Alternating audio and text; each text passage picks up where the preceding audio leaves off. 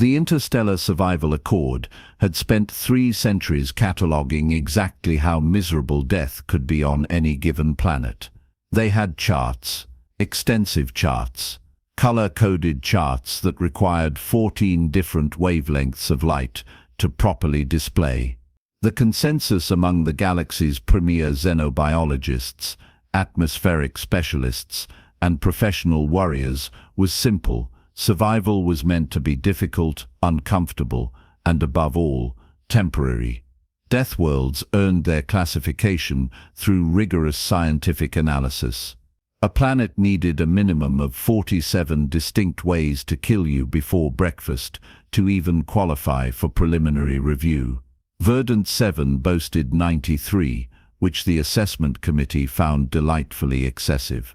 The atmosphere held trace toxins that would degrade non-native cellular structures within 48 hours. The local predators had evolved hunting strategies that bordered on theatrical cruelty. The plant life contained alkaloids creative enough to earn patents. And the water, that universal solvent of life itself, carried enough parasitic organisms to stage their own functioning democracy. Nobody went to Verdant 7. Nobody sane, anyway. The survival doctrine was clear across 1,000 species. When stranded on a hostile world, you hunker down, you ration whatever preserved nutrition you brought, and you pray your distress beacon reaches someone before your body becomes an interesting decomposition study. You certainly don't thrive. Thriving wasn't in the manual. The manual was very specific about the absence of thriving. Chemical nutrition packs were standard for exactly this reason. Sterile, pre-analyzed, guaranteed compatible with your specific biochemistry, and utterly joyless to consume. They tasted like recycled despair had been compressed into a dense cube, but they kept you alive. That was the point. Survival was a grim calculation of calories versus time, not a culinary experience. The galaxy had agreed on this. The mathematics supported it. The biology confirmed it. Every spacefaring civilization had learned this lesson, usually through tragic trial and error, involving their bravest or stupidest explorers. The humans had apparently missed that particular memo. The expedition to survey the outer rim systems had seemed routine enough. Commander Vex'thal of the Kryn Collective had assembled a competent team. Vex'thal, a Sarath navigator whose 4 eyes could track stellar drift with unsettling precision. Plume, a Gathian engineer who communicated primarily through color-shifting dermal patterns, and Marcus Chen, the human liaison, who had come with standard credentials and a suspiciously overpacked personal kit. The Kryn considered themselves practical. Their homeworld orbited a pleasant star at a reasonable distance, provided adequate temperature ranges, and contained nothing that actively wanted to eat them. They had evolved as persistence hunters on grasslands, where the biggest environmental challenge was occasionally tripping over rocks. Their idea of roughing it was a hotel with substandard climate control. Verdant 7 had not been on their approved flight path. The navigation error that sent them spiraling into its gravity would later be attributed to a cascade failure in the stellar mapping array, though Vex'thal maintained the calculations had been perfect, and the universe had simply moved without permission. The crash left their survey ship embedded in what could generously be called soil, but more accurately resembled aggressive compost. The hull had buckled but held, which was fortunate because the atmospheric readings outside suggested breathing the local air would be an interesting way to spend your last conscious moments. Vex'thal's mandibles clicked in agitation as he reviewed their situation. Structural integrity at 60%. Main drive completely offline. Communication array scattered across 300 meters of hostile jungle. Emergency rations sufficient for 9 days, accounting for his crew's varied metabolic requirements. Rescue beacon functioning, but their current position placed them at least 17 days from the nearest patrol route. The mathematics was not encouraging. Plume's skin flickered through worried purples and resigned greys as they catalogued the damage. Vex'thal's eyes swiveled independently, tracking movement in the jungle canopy where things with too many appendages scuttled between trees that looked carnivorous. Marcus, incongruously, was examining a portable scanner and frowning at the local flora through the viewing port.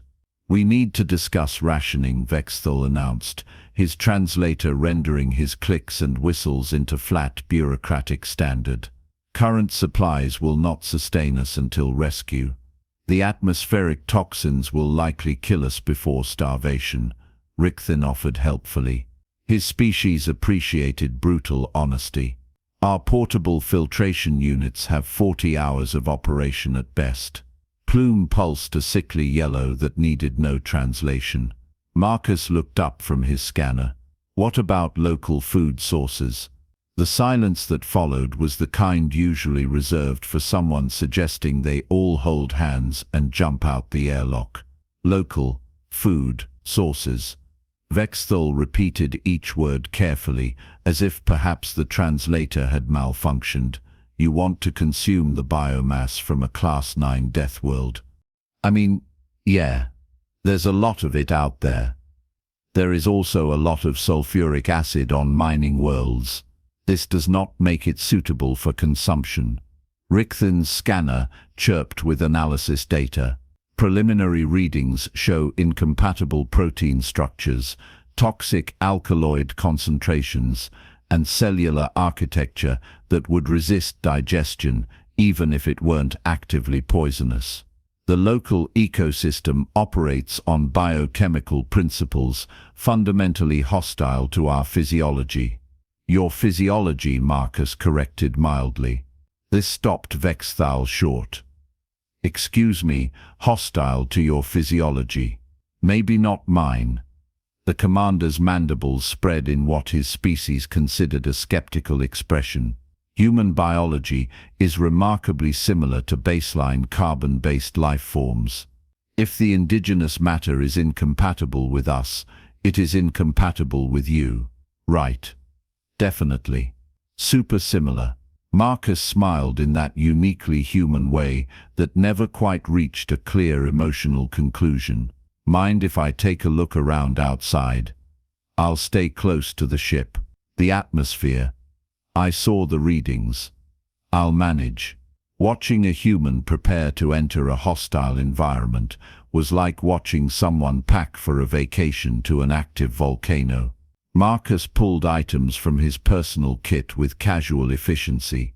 A breather mask that looked insufficient for the task, a blade that seemed designed for utility rather than defense, several containers of unknown purpose, and a small metallic device that Plume's confused orange shifting suggested might be decorative.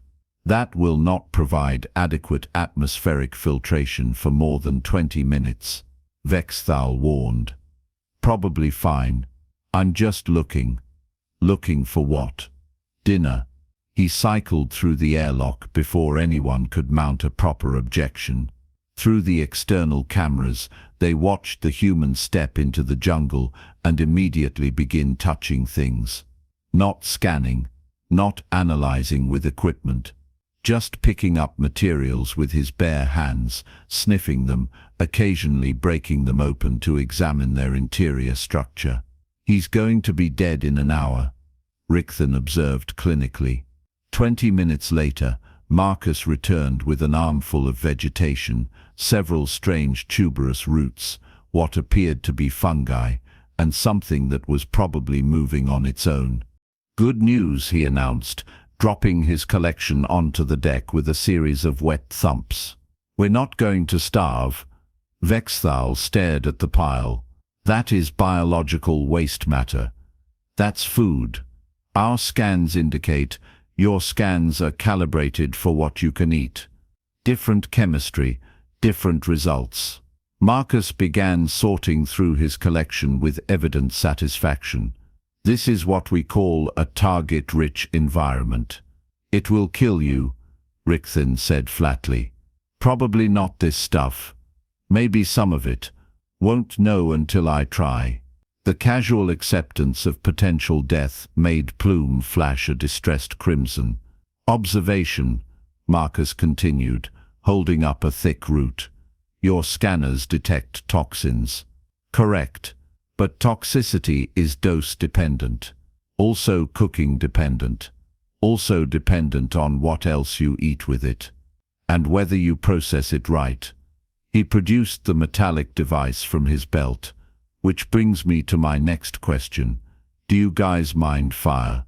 Fire, as it turned out, was not a common survival tool among spacefaring species who had leapfrogged most of their technological development past the need for controlled combustion.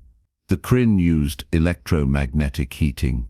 The Sarith had evolved in volcanic regions and considered open flame dangerously unpredictable. The Gathians absorbed radiation directly and found the concept somewhat barbaric. Watching a human create fire from raw materials was therefore educational in a deeply unsettling way.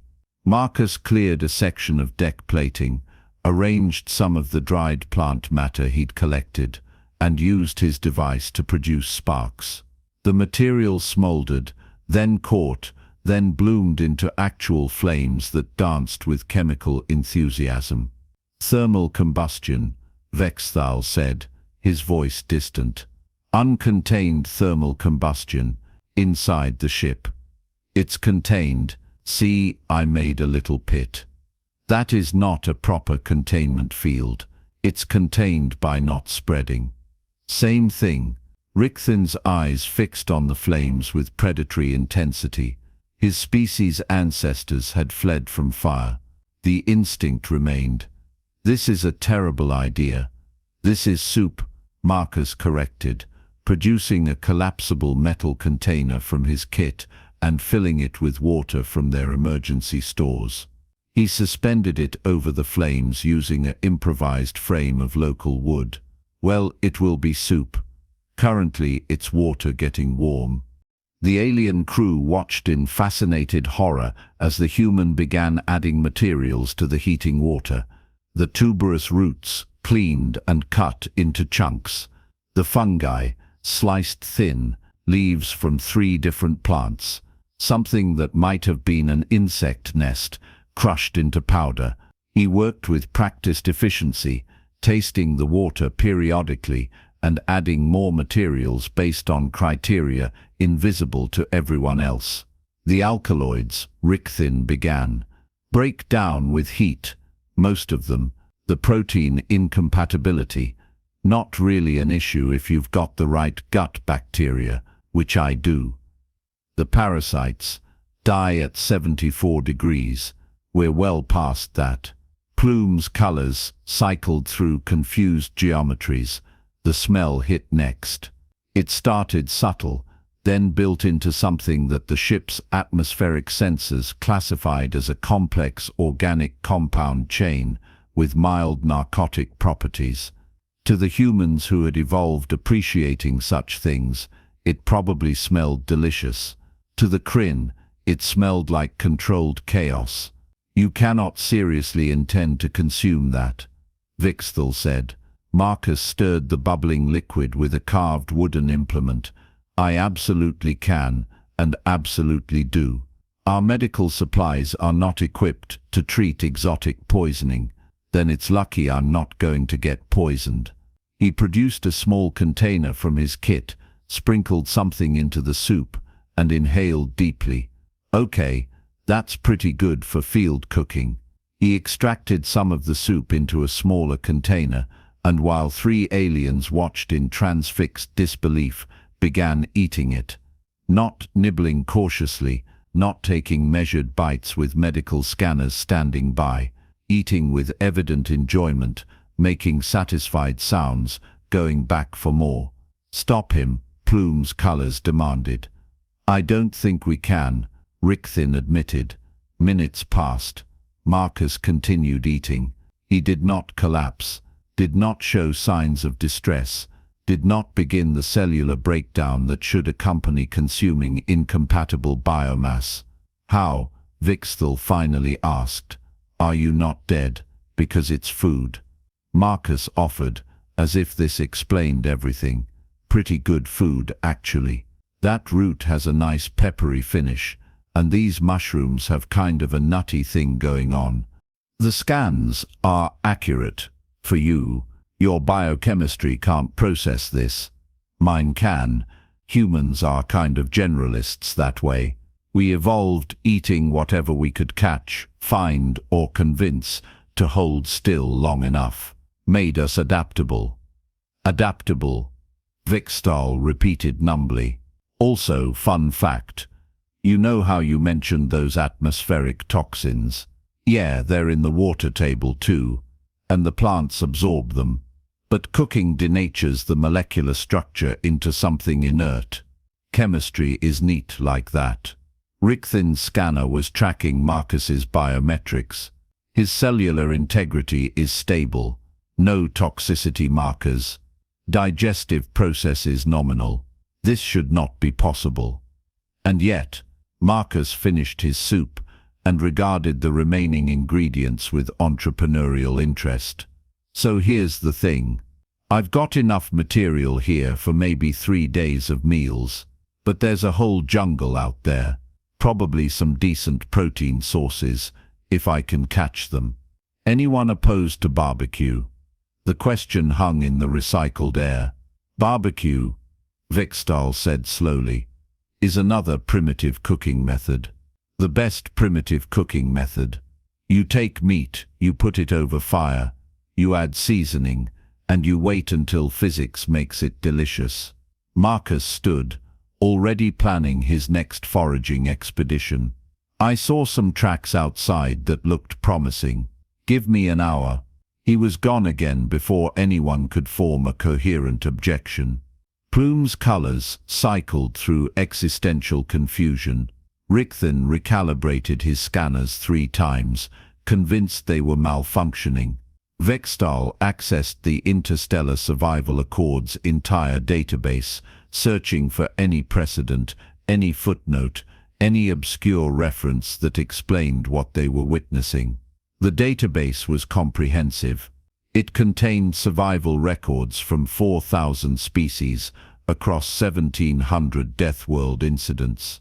Not one mentioned cooking. Not one mentioned thriving.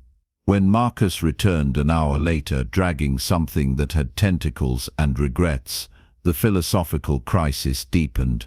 He processed the creature with practiced efficiency, removing parts he deemed inedible, treating others with materials from his kit, and arranging choice sections on an improvised rack over the fire. The smell that resulted was criminal. It should have been classified as a weapon. It made the soup seem like a preliminary sketch.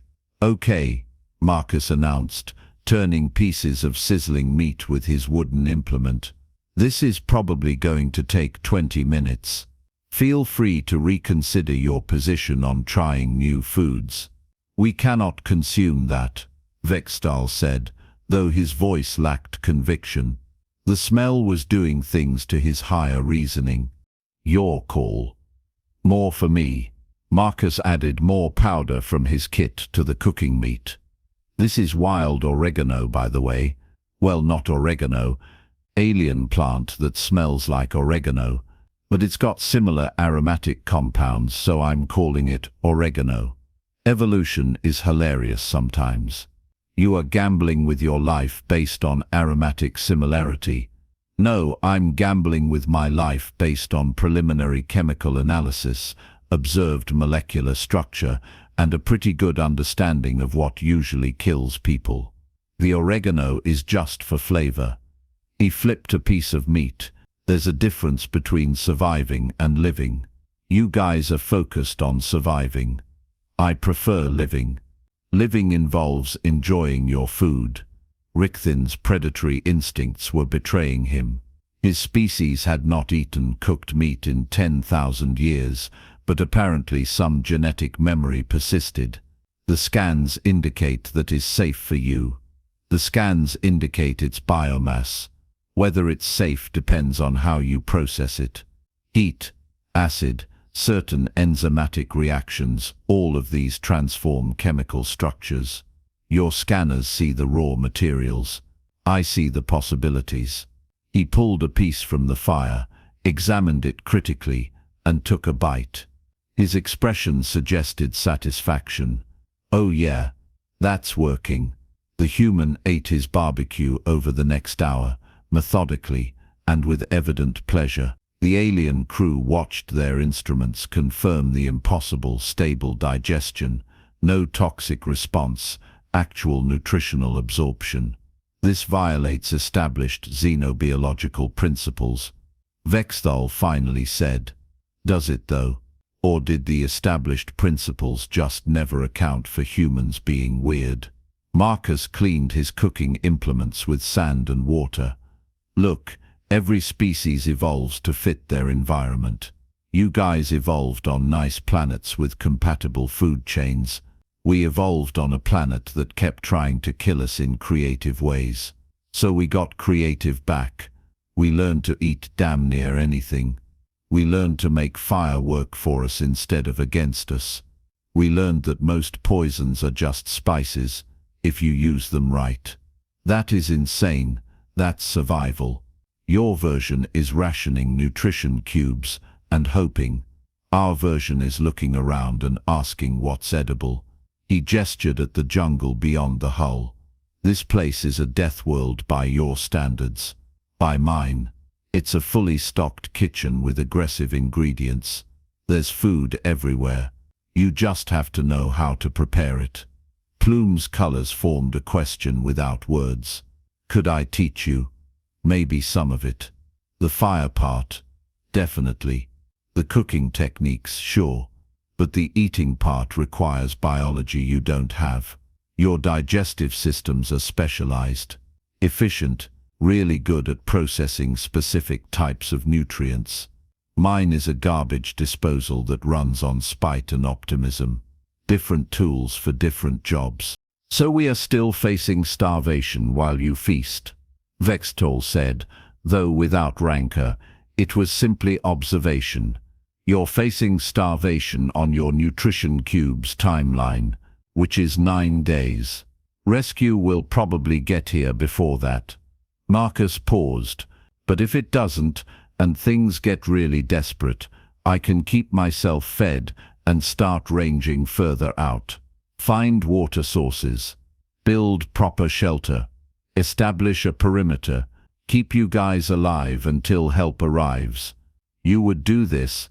That's kind of the job description for being on a mixed species crew. We cover each other's weaknesses." He smiled again, that ambiguous human expression. "Besides, I'm having fun. Haven't done proper wilderness survival since academy training. This is nostalgic." Fun. The human was having fun on a death world.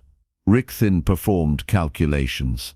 If your assessment is accurate, and you can maintain this level of resource acquisition, you could theoretically survive here indefinitely. Theoretically. I'd want better shelter before the rainy season. And I'd need to establish territory against some of the bigger predators. But yeah, indefinitely is doable. You would be comfortable here." Marcus looked out at the hostile jungle, the toxic atmosphere, the ecosystem designed by evolution's cruelest committees. "I mean, I wouldn't call it comfortable, but I'd make it work. That's kind of our thing." The rescue ship arrived on day 6. The incident report filed by Commander Vex'thal was comprehensive, detailed, and largely dismissed by the Survival Accord's review board as stress-induced hallucination.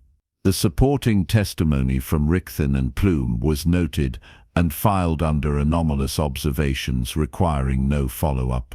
The physical evidence, specifically Marcus's detailed chemical analysis of local food sources and preparation methods, was archived in a database that 17 people would access over the next century, mostly by accident while searching for unrelated information.